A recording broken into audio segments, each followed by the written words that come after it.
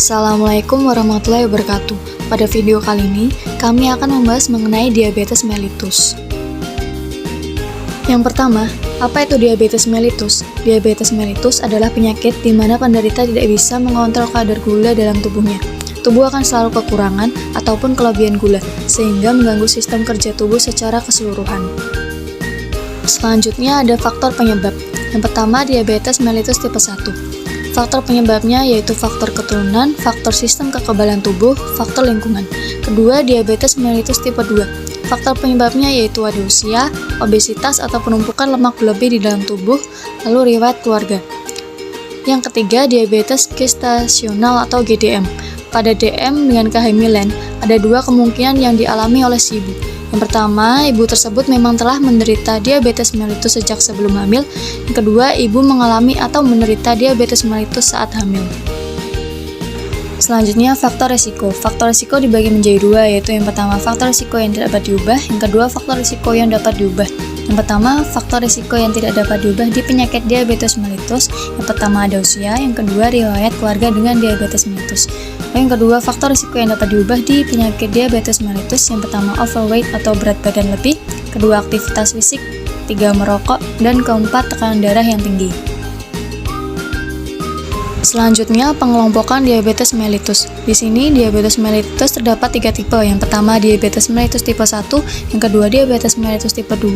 Yang ketiga, gestasional diabetes mellitus atau GDM. Selanjutnya, tanda dan gejala diabetes mellitus. Yang pertama, jumlah urin yang dikeluarkan lebih banyak. Kedua, sering atau cepat merasa haus atau dahaga. Tiga, lapar yang berlebihan atau makan banyak.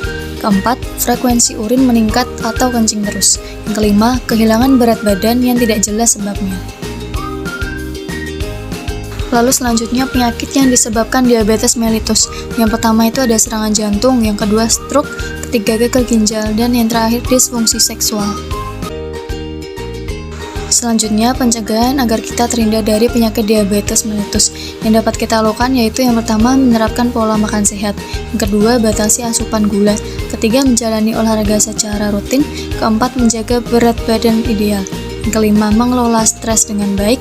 Terakhir, melakukan pengecekan gula darah secara rutin.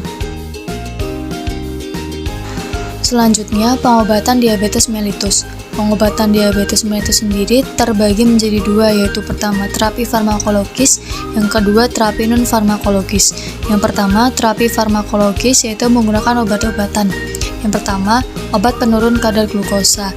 Contohnya yaitu sulfonylurea, yang kedua glinit, tiga biguanit, terakhir penghambat alfa glukosidase.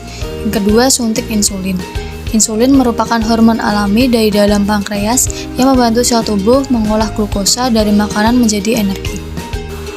Lalu yang kedua, terapi non-farmakologis, yaitu menjalani dengan pola hidup sehat.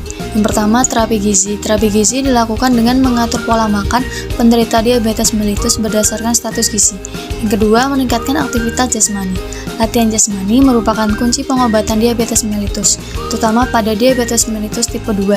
Dikarenakan obesitas dan kurangnya aktivitas yang berkontribusi terhadap pengembangan intoleransi glukosa. Yang ketiga, edukasi terkait penyakit diabetes mellitus.